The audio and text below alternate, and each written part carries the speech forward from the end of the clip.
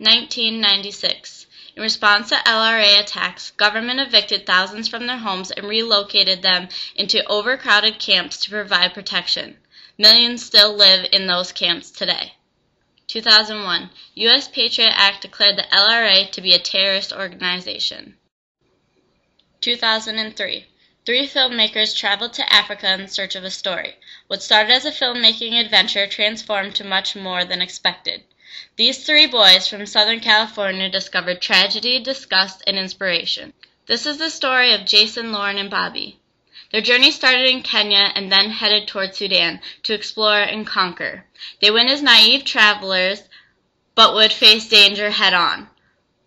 Most in southern Sudan had fled the country to live as refugees in Uganda, so that is where they went. Once in Uganda, they headed to a Sudanese refugee camp, where they were very discouraged and distraught from the war. There had been aid from the U.S., but it was nowhere near enough.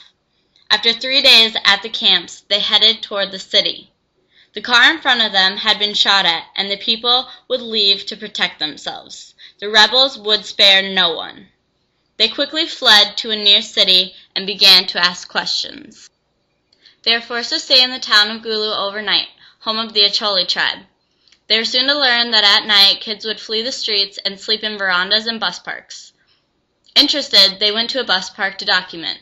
There were no adults in sight except for one man with an AK-47 strapped to his back. They had found their story. The rebels at night would go into houses and take children to become part of their rebel army. In the 1980s, a woman named Alice believed that the Holy Spirit spoke to her to overthrow the government. When she was exiled, her claim continued on to Joseph Kony. He took control and transformed the rebel army into the Lord's Resistance Army, or the LRA. The more they searched for answers, the more complicated the war got. How many are abducted? What happens once they are? The answer is, once they get to the desert or the bush, they are taught things, one of which is to kill. By knife, beating, shooting. Once in the camps, Joseph Kony immediately desensitizes them by violent indoctrination. Children are both the victim and the weapon. The ages 5 to 12 are the prime victims. They're big enough for a gun, but small enough to get into schools and steal more children. They abduct children because they are most vulnerable, most easy to brainwash. These children become fighters. These children kill and watch killings. If you try and escape, they will kill you. So when they send you to kill, you make sure you kill. 20, 30, 40. People are being brutally murdered in front of these abductees. There is horror put into these kids. They even fear to escape. The war in Uganda is the most neglected human emergency in the world today. It has been going on for 23 years. Since this filmmaking adventure began, the night commuting has ended for the children in northern Uganda.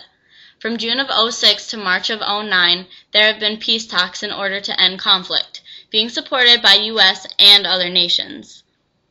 This has allowed the longest period of peace this war has ever seen.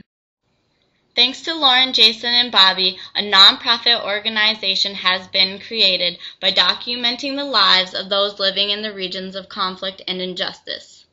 The goal is to inspire individuals in the Western world to use their unique voice for change.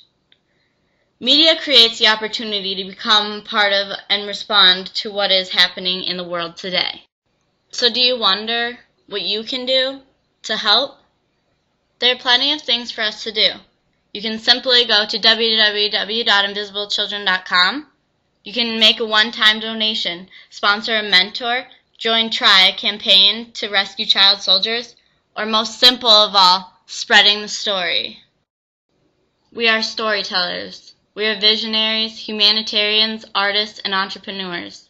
We are individuals, part of a generation eager for change and willing to pursue it.